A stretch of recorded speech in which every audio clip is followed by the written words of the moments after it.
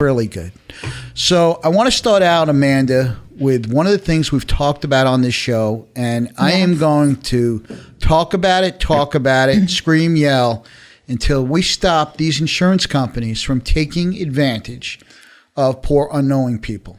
Yes, and particularly your point today is very strong. Yes. So on the show, Amanda, we've talked about this issue where insurance companies for the defendants will go out and try to solicit people to sign releases before they have a chance to figure out if they're hurt, before they have a chance to see an attorney. Right.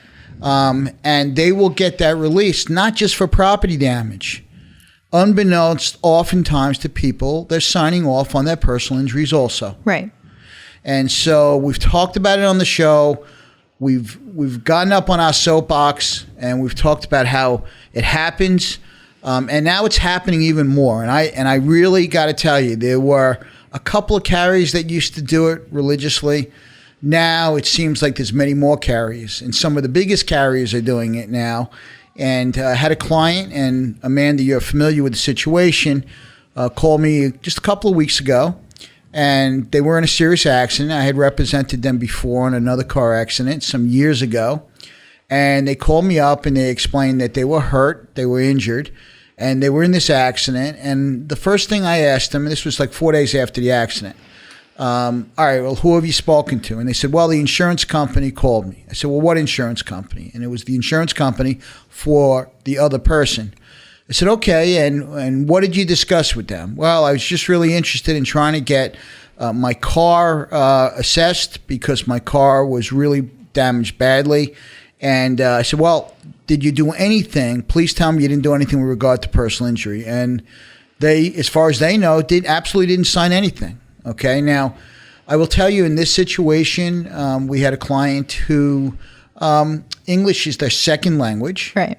And they do their best, and they have difficulty, though, conversing and totally understanding in English. So my client insisted, didn't sign anything. So we send the claim letter out, we send it to the insurance company, and lo and behold, what do we get, Amanda? So we received back a release that the client had allegedly signed, releasing away all of their claims, including for personal injury. So here's a person 3 days after the accident, the insurance company is sending out a release trying to get this person to sign off on their rights. This person doesn't have any idea at this point. They know they're hurt, right? But doesn't know how hurt. And what they said was, now it's even worse because now a lot of stuff is being done virtually and remotely. So when they had the conversation over the phone, the adjuster said to him, well, this just gets the claim going, this document.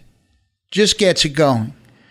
And unbeknownst to our client, they sent a release out that covers really the property damage and almost nothing for any personal injury, but they claim it's a full release. Now, we are looking at it very strongly, and we're going to, we're fighting for the client. Right. And made it clear to them that our client has a very hard time with English. B, there was a document that was a notarization page that was not notarized. C, it was done 3 days after with a client who, by the way, has a head injury, a brain injury, okay? And so we're going to keep on talking about it on our program. And our program is about getting justice for people. And we don't want anybody to get a dime that they're not entitled to get. Right.